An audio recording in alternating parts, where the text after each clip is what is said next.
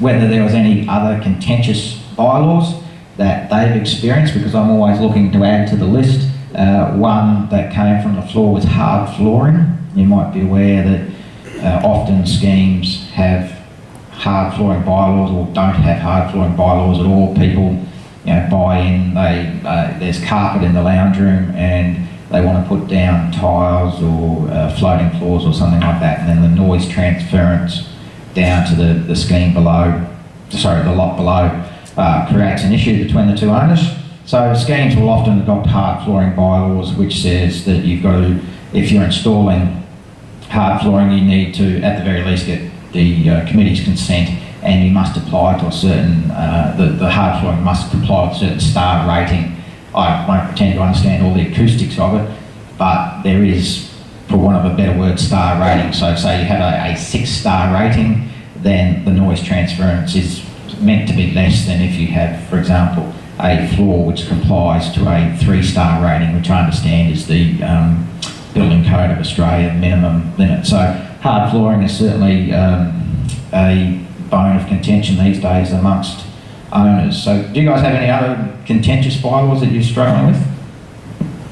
Just coming back to that issue on towing. Yep. What if you have a lot owner who actually stores an unregistered car in the car park? Yeah, what you should do there, as opposed to just towing it on to the street, what I advise bodies corporate do is to go and lodge an application, get an order from the commissioner. That essentially the order is that the car be towed, allowed to be towed, and that way, in my view, the body corporate's protected from any potential liability, and particularly the committee members, because I think if a body corporate tows based on an order, then they're just following the order of the commissioner, which they're obliged to do.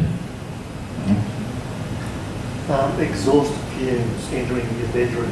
Okay, haven't come across that one. I've got a visitor car parked 1 metre away from my bedroom window. Visitors are parking in there, backing in there, leaving their motors running. The fumes, the exhaust fumes, diesel motors, petrol motors, are going right into my unit. Once it gets in there, it's got no means of escape. What can we do about that? You have to have a look at your bylaws first to see whether there might be a nuisance bylaw, might be a noise bylaw, and then you could ask the committee to go through the bylaw enforcement regime. The problem, of course, with the bylaw enforcement regime, and we'll get to this shortly, and you'll think I'm sounding very cynical, is that it's all very well and good to have an enforcement regime, but at the end of the day, the person causing the problem has to comply with the bylaw. If they don't comply with the bylaw, then they've got to comply with the enforcement order. The other thing you might be able to do on a personal basis is perhaps lodge an application seeking an order against the owner that's causing race. Have you spoken to the... No, it's different visitors coming in all the time. Oh, okay, yeah. Yeah, certainly a difficult situation, but again, if it's visitors coming and going, then that's going to be very hard to regulate. From a practical method, the only thing I could think of is maybe have a chat to the body corporate, see whether the visitor car space could possibly be moved somewhere else. But again, you're looking at development approvals and all sorts of stuff to work out how many visitor car spaces we must have. You must also have, of course, an alternative space. We can have a chat afterwards, Philip. Okay, enforcement of bylaws. Who enforces them? You'll see I've ticked the committee. As a matter of law, the committee is the authority which is statutorily empowered to enforce the bylaws on behalf of the body corporate. So they're the guys that need to serve contravention notices on recalcitrant lot owners, and we'll speak about contravention notices shortly. Do any of the people in the room live in a scheme where there's a resident caretaker and letting agent? Yep. Okay, it's not their job to enforce bylaws. Their job will generally be, if it's a duty, to monitor observance of the bylaws. Other than monitoring observance of the bylaws and reporting breaches to the committee, there's not that much that a caretaker and letting agent can do. So we often get complaints by committee members saying, the caretaker's letting the tenants and the owners run riot and is not enforcing the bylaws. It's not the caretaker's job to enforce the bylaws. It's not your body corporate manager's job to enforce the bylaws. It is the committee's job to enforce the bylaws.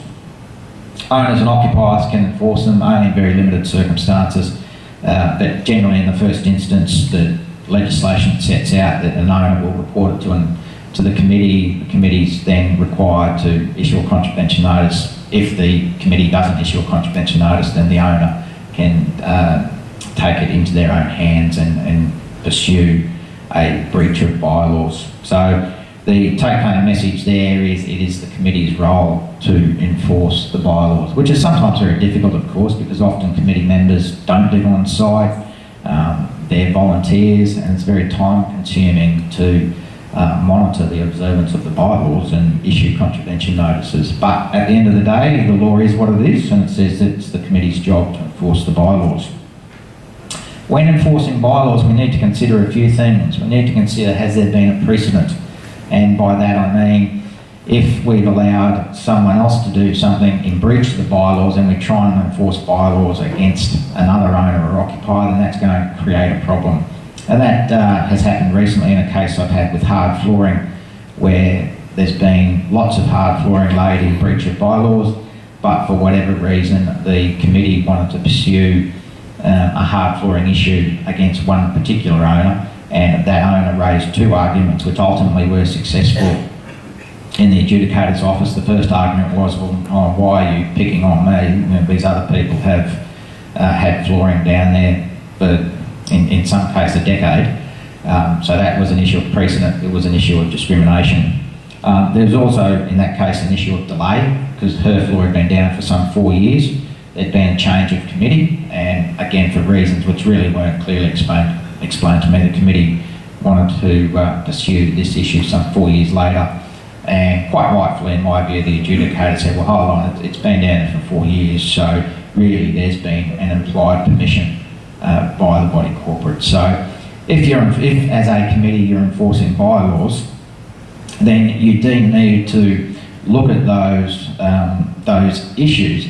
The difficulty, of course, is that you may identify those issues. You may identify that there's been some precedent. You may identify that there's been some time delay. But then what the law says is the committee must enforce the bylaws. So you're almost on a hiding to nothing in that the legislator or the cases are saying, okay, as a committee you must enforce the bylaws. So technically what you'd have to do is enforce the bylaw almost knowing that the end result is that you're not going to be successful in enforcing the bylaw. So it's quite a ridiculous situation. The other thing to do, of course, is not enforce the bylaw and see whether any other owners take that up as an issue, and if they do, maybe have a chat to the owner who's raising it as an issue. But ultimately, if they insist, then they can come to the committee and ask for the bylaw to be enforced. Committee may then still not enforce it, and then it's back in that owner's particular court to enforce the bylaw under the previous slide where I ticked owner or occupier in certain limited circumstances. The biggest issue with enforcing bylaws, in my view, is the cost of doing so. There may be some limited cost in the initial stages, and I'll go through the initial stages now. In my view, there's three steps. Step one is going to come as a complete surprise to you all, I'm sure. But what you should do is just go and talk to the recalcitrant owner, because you might find that the recalcitrant owner or occupier doesn't really know that they're that they're indeed breaching the bylaws. So don't rush off and lodge or serve contravention notices and wanting to lodge applications and do all of that. Just go and talk to the owner, because you might find that that resolves the issue very quickly and very cheaply for everybody concerned. Step two, if that doesn't work, so if talking to the owner is not successful, then the legislation says you've got a choice to serve what's called a contravention notice. And the notice that you serve is a standard form document prepared by the Department of Justice, and it must comply with Practice Direction 6. I'm not going to go through today what Practice Direction 6 says, but it's available on the website for those of you that are going to have trouble sleeping tonight. grab it, read it, you'll be asleep within 30 seconds, I guarantee it. So in terms of drawing contravention notices, certainly committees in my experience do that themselves sometimes.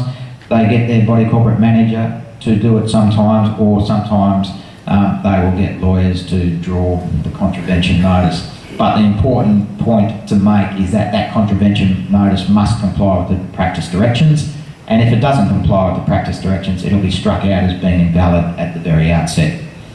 There's two types of contravention notices. There's something called a continuing contravention notice, and that's used, for example, where there's been an unauthorised improvement to common property and breached the bylaws, so it's maybe changed the external appearance of a lot.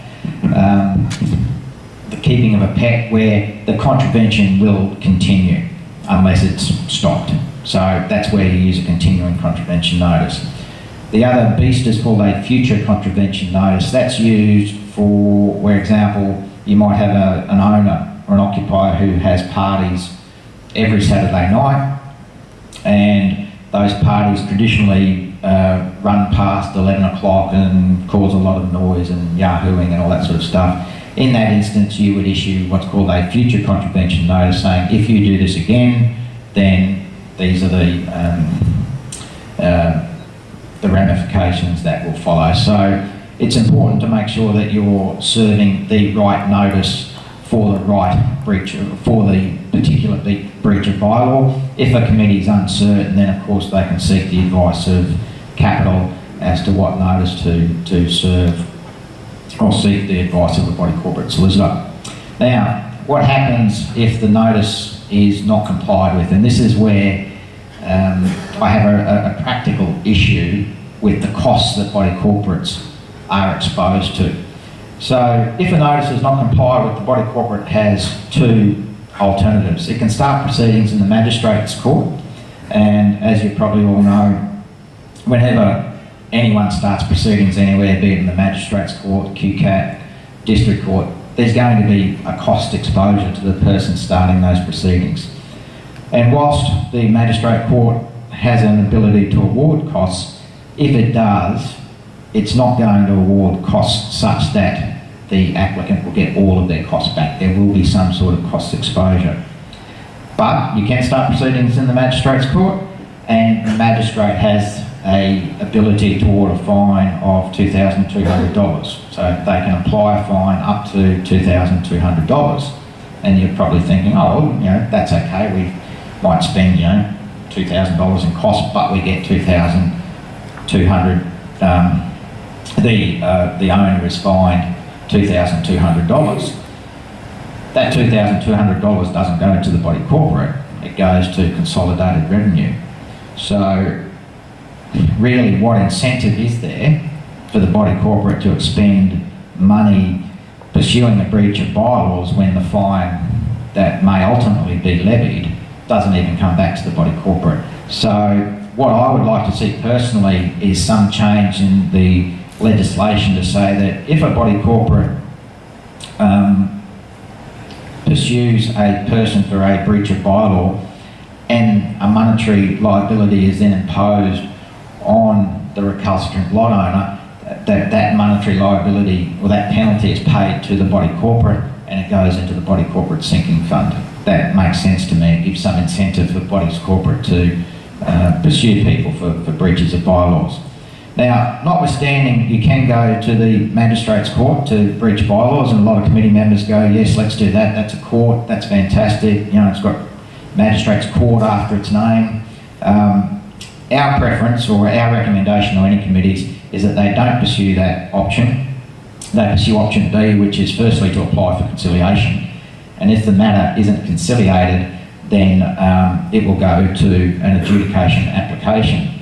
Now, the reason that that is our preference is because if an adjudicator makes an order and that order is not complied with by the recalcitrant lot owner, then you can enforce the order through the magistrate's court, and in that circumstance the magistrate can impose a penalty up to $40,000.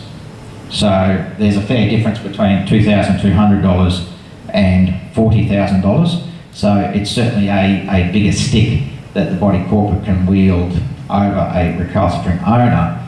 Again though, same issue, is that $40,000 goes into consolidated revenue.